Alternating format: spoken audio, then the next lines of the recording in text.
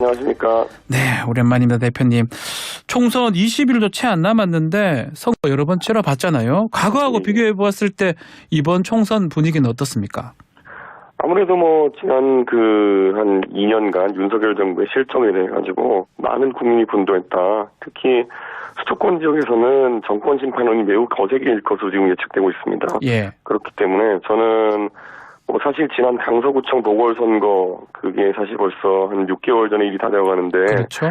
그때 이후로 당정이 새로운 길로 나아갔으면 모르겠지만은 사실 그 뒤에 오히려 윤석열 대통령의 아바타 또는 대리인이 할 수 있는 한동훈 위원장 중심으로 조금 더 이제 보수 결집만을 꾀했거든요. 그러다 보니까 지금 시점에서 이 정권 심판론을 사실상 신당을 포함해가지고 어떤 당에게 국민이 신뢰를 주느냐가 관건이다 이렇게 봅니다.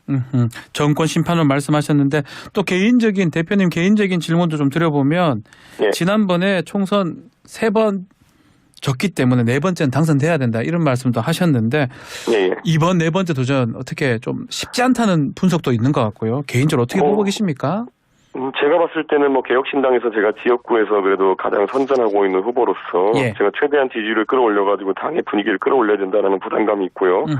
그리고 두 번째는 사실 제가 1, 2당이 아닌 당으로 선거를 치러본 적이 있습니다. 그게 이제 2018년에 노원병에서 바른미래당으로 선거를 치러본 적이 있는데요. 네, 맞습니다. 예. 그때도 제가 최종 여론조사에서 거의 10%대 초반으로 이제 조사 결과가 나왔었는데 네. 나중에 이제 최종 투표 결과를 보니까 27%가 나와가지고 네. 상당히 높은 득표율을 얻었던 적이 있거든요. 그렇기 때문에 지금 이 제3당 선거라는 것은 굉장히 추이가 들쭉날쭉한 부분도 있고 그래서 굉장히 각고의 노력을 통해 가지고 저희가 제3당이 아까 말했던 것처럼 정권 심판의 주체가 될 수 있다는 것을 지역 주민들에게 각인시키려고 하고 있습니다. 천하람 위원장이 이준석 나오면 유세하면 교통이 마비될 정도다 이렇게 표현을 했는데 여론조사를 보면 그래도 민주당 공영훈 후보가 좀 더 앞서는 모양새거든요. 인기는 있지만 선택은 좀 밀린다 이렇게 봐야 되는 겁니까?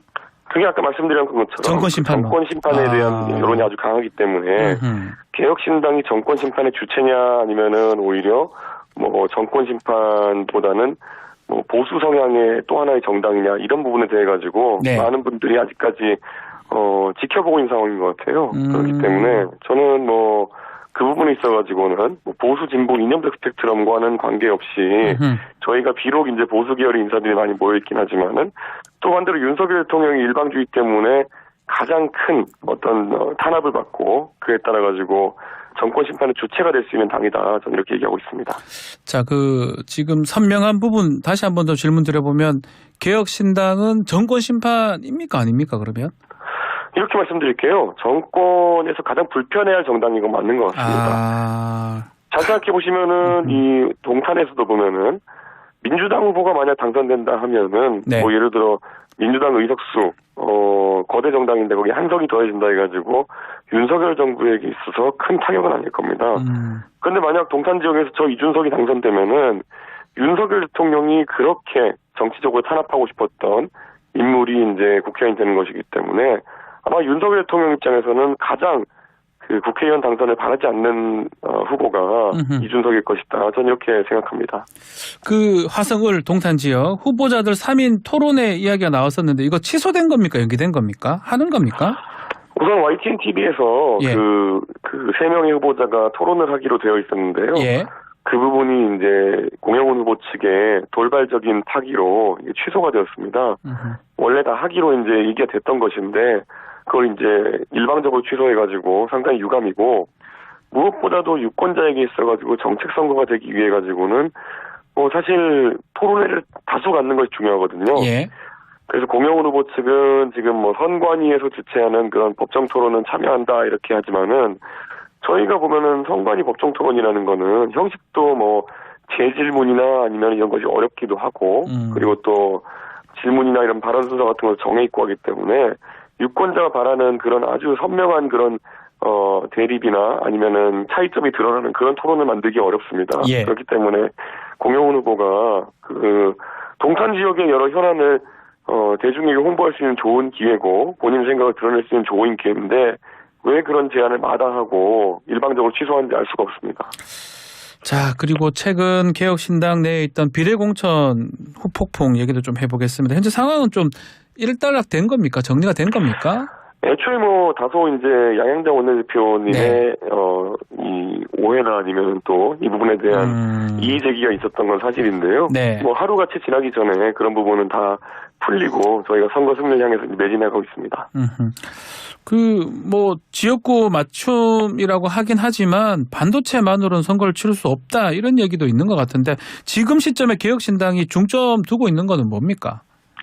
실제로 반도체라고 하는 것은 저희가 경기 남부 지역에 또 반도체 그 벨트라고 해서 저희가 선거 그 후보들이 나와 있기 때문에 이야기한 것이고요. 네.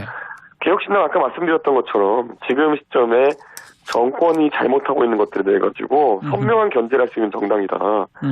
예전에 보면은 21대 국회에서 윤석열 정부 2년 동안에 윤석열 대통령이 계속 폭주하고 그리고 결국에는 무단으로 본인이 바라는 대로 그 당을 이제 사실상 지배하려고 하고 그리고 또 국민들이 원하지 않는 방향으로 국정을 이뤄가고 이념을 극대화했던 것은 민주당이 의석수가 많음에도 불구하고 결국엔 능력 지배자리였던 거거든요.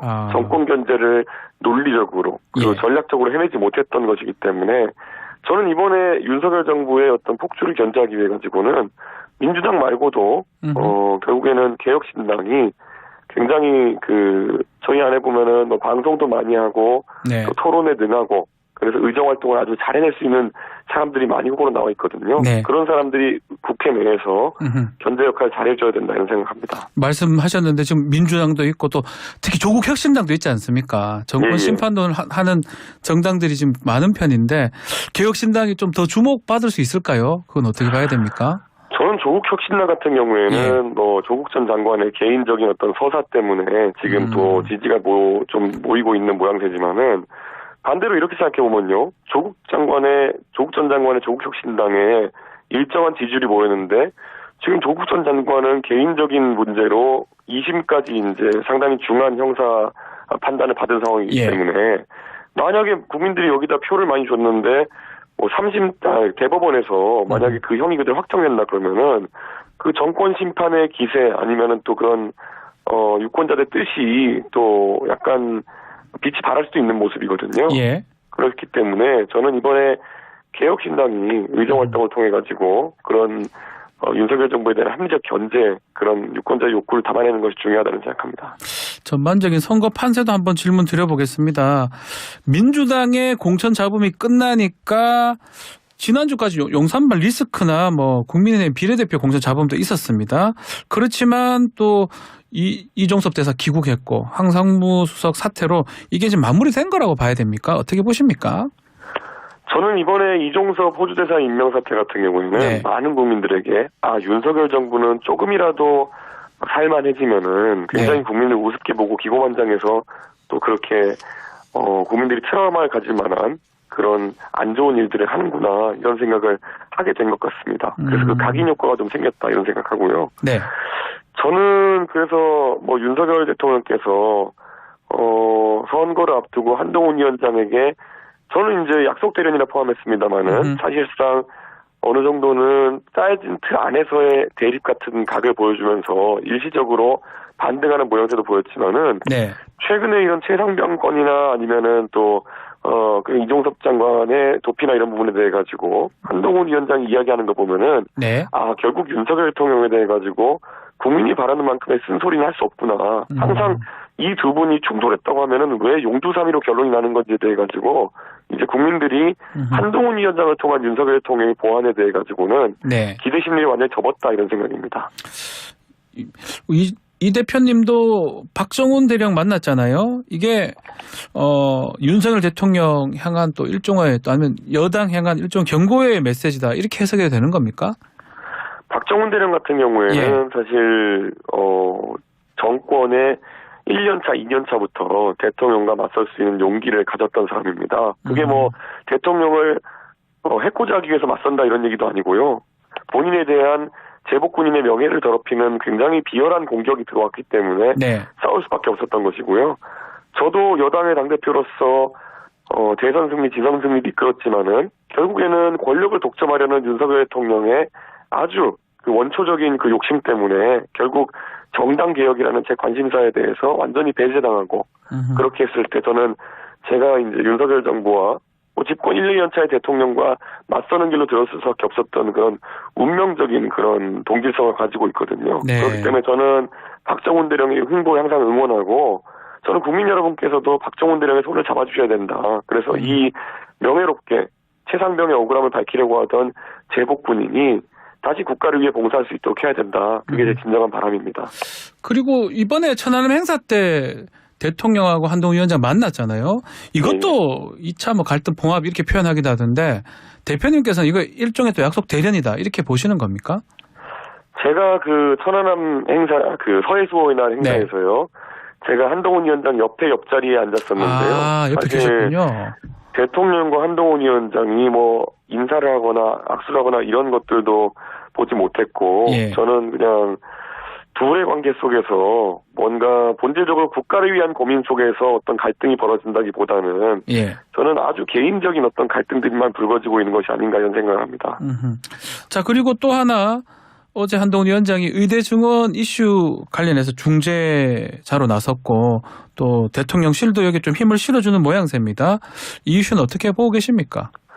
저는 또 하나의 약속 대련이라 생각하고요. 아하. 의대 증원 문제 같은 경우에는 이미 윤석열 정부가 총선을 앞두고 그 의사들 고소득 직종에 대한 국민들의 반감이 크기 때문에 그걸 사실상 어느 정도는 총선 국면에 그 정치적으로 바라봤던 것이 아닌가 이런 생각하고요. 실제로 의사와 정부가 대립하는 과정 속에서 지금 굉장한 피해를 입는 것은 결국 정말 몸이 지금 아픈 환자들이 아닌가 그렇죠? 이런 생각을 하고요. 저는 윤석열 정부에서 계속 예전에 사교육 문제 있어가지고도 교육개혁이라고 하면서 결국 인간강사 국세청으로 때려잡고 이런 것들을 통해 생색내기만 했지 교육 문제의 본질에 대해 가지고는 전혀 어느 것도 진일보하지 못했거든요. 저는 이 의료 대안이라는 것도 결국에는 윤석열 정부가 기피과 의사의 수급 문제나 이런 의료의 현안들을 해결하는 방향보다는 총선 앞두고 정말 말초적인 부분만 건드린 것이 아닌가. 그래서 집단 간의 갈등만 야기했다 이런 생각을 하고요.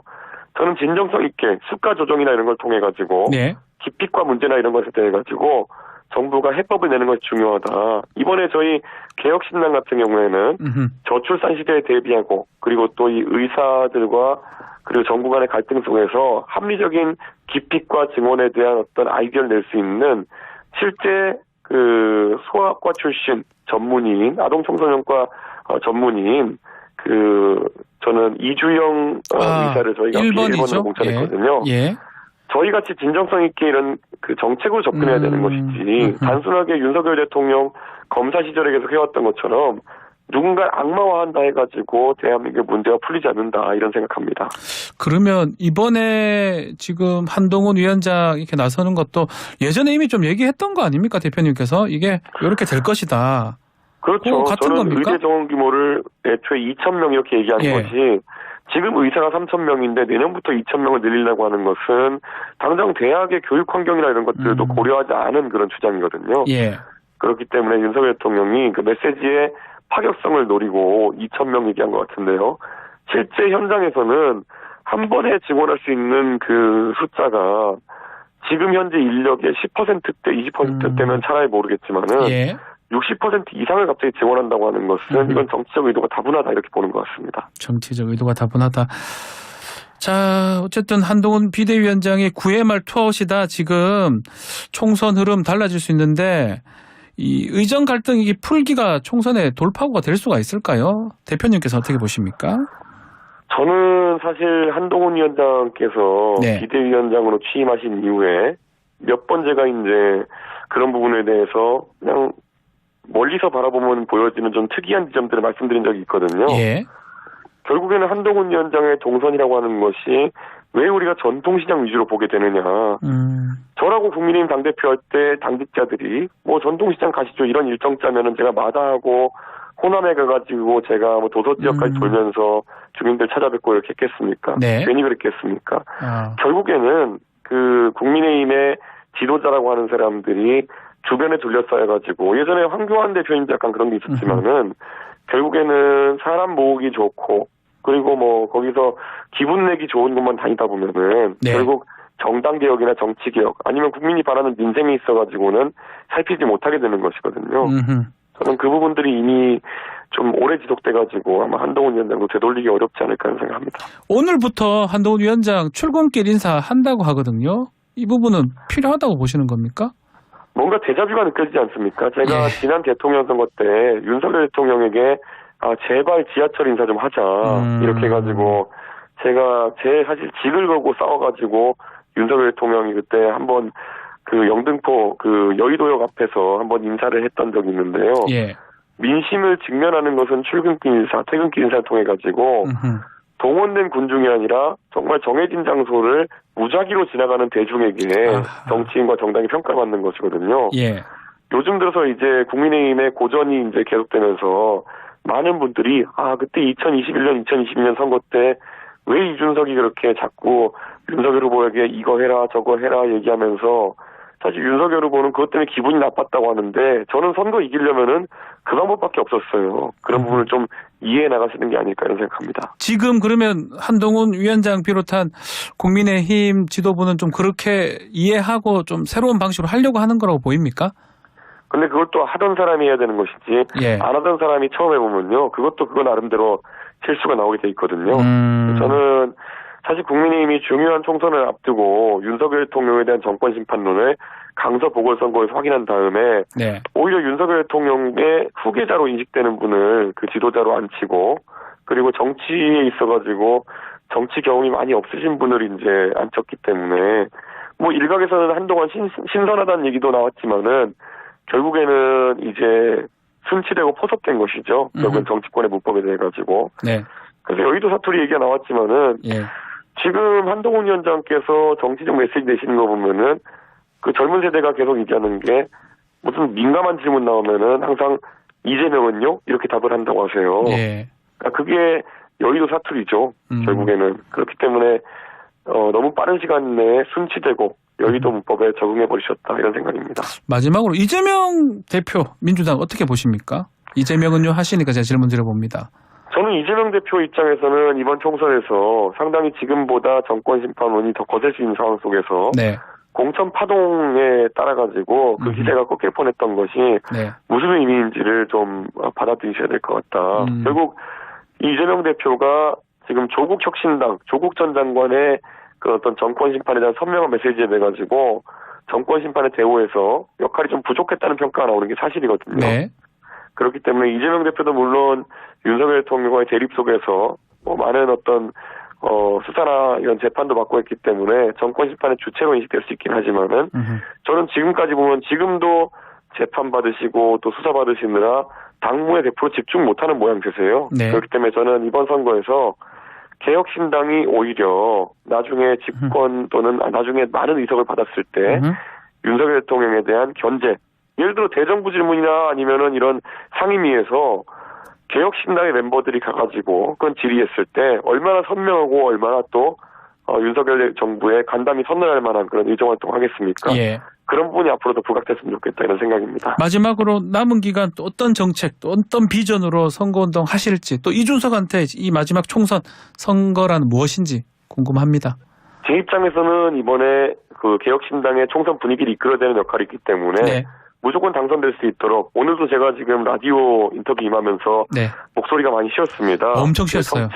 청취자분들에게는 죄송하긴 하지만은 끝까지 제가 선봉에서 최선을 다하고 그리고 무엇보다도 개혁신당에 저희 보면은 뭐 천하람 후보도 그렇고 아까 이주영 후보도 그렇고 민주적 후보도 그렇고 굉장히 지금 비례대표 후보들이 굉장히 국민들의 그 바람에 부응해서 의정활동을 잘 해낼 사람들이 많습니다. 그렇기 때문에 이번에 비례대표 투표에서도 개혁신당에 많은 투표를 해주시면은 저희가 선전해가지고 저희가 앞으로 윤석열 정부의 합리적인 그리고 제일 날카로운 견제다가 될 수 있도록 하겠습니다.